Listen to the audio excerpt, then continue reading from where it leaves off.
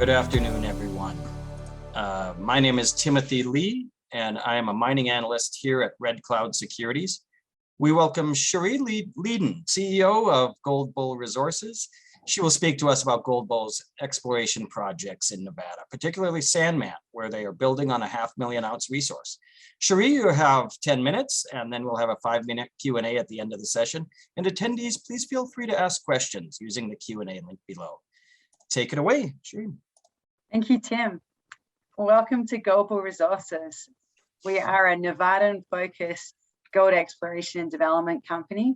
Our value is very much underpinned by the 494,000 ounces that we have in the ground at our SANDMAN project. SANDMAN is our flagship asset that we purchased from Newmont last year. Since purchasing the asset, we've grown the resource by 60% already, from 310,000 ounces to almost 500,000 ounces that we have today. And subsequent to that increase, we've also announced some very encouraging drill results where we've got gold outside the known resource. So we're pretty confident that that resource is going in the right direction. We've got a target and ambition for over 1 million ounces at SANDMAN, and basically all the projects we look at, we've got a target of over 1 million ounces to make them worthwhile and make them viable targets for our team. I'm based in Nevada, so is our management team, and we have a track record of finding discoveries. Currently, we're just in bargain territory. We've got a market cap of $16 million, yet we have 500,000 ounces sitting in the ground in Nevada. So, you know, do the maths and times that by the gold price. There's a lot of value sitting there that we intend to develop and extract. Right now, we are focused on increasing our resource. Until we've done that, we're not going to commence a feasibility study, because obviously the economics on 500,000 ounces will look very different to if we can increase that resource. We have a very strong commitment to ESG. You know, we're all ex-majors, either Rio Tinto, BHP, running this junior exploration company, and we make sure that environment and community is done right. And one of the reasons why we've been able to deal and transact with Newmont is our focus on ESG. I've got a great team working with us. Our chairman, Craig Parry, serial successor. Craig and I worked together at Rio Tinto almost 20 years ago. And Craig leads as a chairman and brings a wealth of funding opportunities for the company. I'm supported by 2 other Aussies in Nevada. It's a bit of an Australian invasion in GOLDBULL in Nevada at the moment, with David Johnson and Regina Malloy. We're all locally based. David Johnson is a geophysicist by background. And why that's relevant is we think the majority of major discoveries in Nevada are going to be undercover. So they're not sticking out of the ground. Those ones have been found. We're looking under pediment, we're looking under sand. And we've been doing that since I was born in Australia. So it's not new to us exploring undercover. We're basically bringing Aussie science and deploying that here in Nevada. Regina, another Aussie that's been responsible for a number of discoveries. She relocated to Reno for this role and has the ambition to really grow our resources. We've got a great board as well. Walt Coles, what he's achieved in Skeena is just a role model company. Skeena obviously packaged up SK Creek and Barrick's non-core assets in BC to go from 20 mil company to $1 billion company. And that really is the role model. We're trying to package up gold assets in the state of Nevada and do something very similar. SANDMAN, so this is our flagship assets where the majority of our current funds are being deployed. We've already completed 5,800 meters of drilling, and we've got about the same again to be completed to wrap up this drill program. We're waiting on a drill rig right now. It should be back in mid-November sometime, early December at the latest. And it's got a lot more drill holes, and the exciting ones are left to drill, although the first half of the program has been a true success, and we've been announcing some sensational drill intersections over the last couple of months. Recently, we got metallurgical results back only last week, actually, and they're absolutely sensational, 88% recovery without doing any optimization work. So it's looking really good to extract the gold out of the ground at SANDMAN. When Newmont had the property, they also did some internal feasibility style reports, which we have access to, and they were processing SANDMAN ore, which is sticking out of the ground, at their Twin Creeks Turquoise Ridge for project in my facility for test work. And we also have all that test work, and it's shaping up really positive from a metallurgical perspective. All the recoveries well over 80%. So what the goal is to find another sleeper. Sleeper is located about 25 kilometers to the north. It's a ballpark 5 billion ounce deposit, with about half of those ounces still in the ground. And the geologist who almost single-handedly discovered the sleeper deposit is a man named John Wood. And John is currently advising us and my geology team to find another sleeper within SANDMAN. And we'll get on to John's input in the next couple of slides. This is a summary of the SANDMAN tenure, consolidated tenure. We've got about a 20-kilometer strike length of gold anomalism, much of that sticking out of the surface, but about 70% of our tenure is underlay or overlain by unconsolidated sand dunes. It almost looks like beach sand. So because of that sand, it's really obscured the geology, and geologists can't really just go and take a rock chip sample or a soil sample because it's covered by this sand. So this has really prohibited exploration in the past, and the bulk of the gold resources that have been defined historically have been because they've been sticking out of the ground. You can tell by some of the names of our deposits: North Hill, Silica Ridge. So these are sticking out of the ground, and our 500,000 ounce resource is defined in these 4 little red polygons. These 4 resources are open in a number of directions, so we're pretty confident we can increase those resources. But what's more exciting is to work out where is the sleeper style deposit that source all this gold that we've got at the surface. And that's what has been inadequately explored for in the past. So out of all of our drill holes, there's over 1,000 in our database. 1.7% has gone deeper than 250 meters. Yet the main prize, if there is another sleeper, it's going to be deeper than 250 meters. So that's why we got excited about this project and why we wanted to acquire it. We see the 500,000 ounces as really limiting downside, and the upside is looking for another 5 million ounce deposit. Another important factor is that we have a fully authorized plan of operation, which is very time consuming, very expensive environmental permit that comprehensively appraises environment, biology, water, and cultural artifacts. So we have permission to disturb up to 500 acres within our polygon, which is more than we'll ever need to disturb during an exploration phase. That's it's a critical permit, and it's one to really look for in projects in the USA. So this is an exciting slide that I'll try and dumb down for you.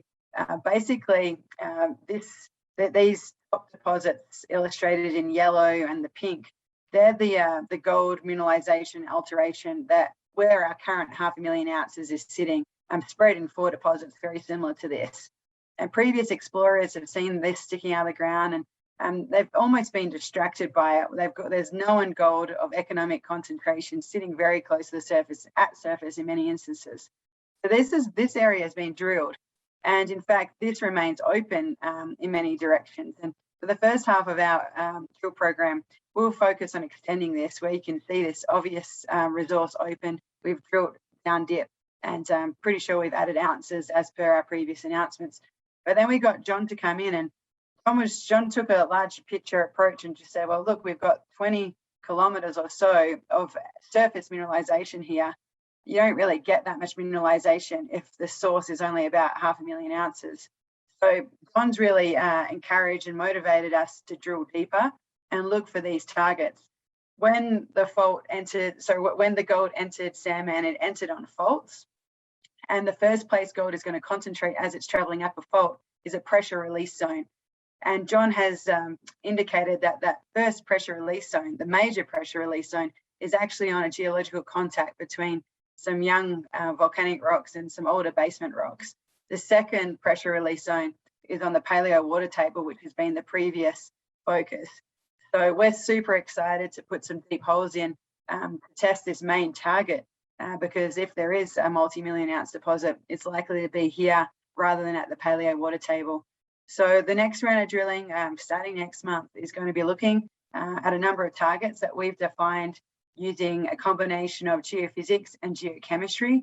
And we're currently doing geophysics in the field right now. We found geophysics highly effective here, Again, our VP of Exploration is a geophysicist, so we're deploying more geophysics than your average junior exploration company. And we've had great success with geophysics in the past, linking and correlating to deposits. Just touching on metallurgy, at ABEL KNOLL, we drilled some phenomenal intersections this year. Our first drill hole of the program got 144 meters at 1.5 grams a ton, and that included 100 meters at 2 grams a ton and a high-grade core 6 meters at 7.7 grams a ton. They're sensational numbers. So the first thing I wanted to ascertain is this oxide, and will this gold liberate easily metallurgically? So we did those tests. We got the test work last week, and we were just delighted to have 88% recovery of our oxide material.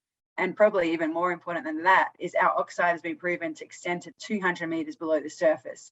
So that's really opened up the scope for us. And one of our last holes of the program that finished a couple of months ago intersected also at ABEL KNOLL 90 meters at 0.6 grams a ton, and with very little overburden, 76 meters sitting on top of a 90-meter intersection. And that remains open. That's outside the resource. So that's where my confidence comes from, that our resource is indeed growing in the right direction. And those kind of numbers, you really need to have good metallurgy and good extractability in order for it to, look like a viable project down the track from a heap leach perspective. So to have 88% without any optimization, it gives me the confidence to keep on drilling at ABEL KNOLL and keep extending that resource. SANDMAN, there's two styles of targets. There's your bulk tonnage low grade, where you're looking at 0.5 gram to 1 gram a ton, and then there's going to be the high grade sleeper style, and we're looking for both. So SANDMAN is where we're very excited to start drilling in the near term. It's where the majority of our focus is. We also have a couple of other projects. Big Balls is also an exciting exploration project that's drill ready. Big Balls is located next to Bald Mountain Mine. Bald Mountain Mine is a 5 million ounce operating asset owned by Kinross. You can see the ground disturbance in Bald Mountain Mine. This is located in a hill, and in this hill there's over 5,000 drill holes. Our Big Balls project is located in a valley where there's cover. So once again, we don't have rocks sticking out of the ground. We've got tenement cover, and we have zero drilling. Just zero drill holes adjacent to 5 million ounces located on the junction of two prolific gold trends. Just very astounding. This has never been drilled. Again, if we're in Australia or Canada, it would have been drilled. However, this is the opportunity of exploring undercover in the USA. It's why we are here, and we're looking forward to drill this fully permitted project. We've done geophysics, we've looked at the gravity, we've looked at magnetics. That's defined targets. We look like we have an intrusive, so now we need about 8 holes to work out whether our intrusive is another Bald Mountain or whether it's not mineralized. It's going to be a yes or a no drill program. It will cost us about $250,000. And our investors are in this for taking punts like this. We've done the science, and it's elephant kind of country looking for multi-million ounce projects. That's a short introduction to GOLDBULL. We've got some great assets. We're also hungry for more. We see an opportunity with these current low market caps and the gold sentiment right now to do some more gold roll-ups. There's some bargains out there, including ourselves. And, if 1 + 1 could equal 3, then we're interested in merger and roll-ups, additional acquisitions. So I spend most of my time looking at that side of things, and I've got a more than competent team leading our additional ounces and growing the resource at SANDMAN and drill testing Big Balls in the very near future. Great. Thank you. Thank you very much, Cherie, for the informative presentation. We do have time for maybe a quick question here. I guess I would ask one. Obviously, you've started some ground geophysics, and what do you expect that to, or what are you looking for with that? Is it the deeper potential feeder, sulfide zones that you're looking for with that? Yes, for sure. We're looking for another sleeper. Yeah, our main target is the 5 million ounce style deposit and discovery. And we're particularly interested in CSAMT, 3DIP. They're techniques that measure different resistivity contrast in the rocks. And generally, where the gold has gone through, it's altered the rocks, and that's created more resistive rocks, basically. So we're taking a punt that the more resistive rocks are going to be the most altered. and the hope is that they're carrying gold. And to date, we've done some orientation surveys at the project where we know we've got gold, and it's really lit up very nicely. So we definitely think that geophysics can reduce our drilling budget by narrowing down our targets. Great. Thank you very much, Cherie. And thank you everyone for joining us.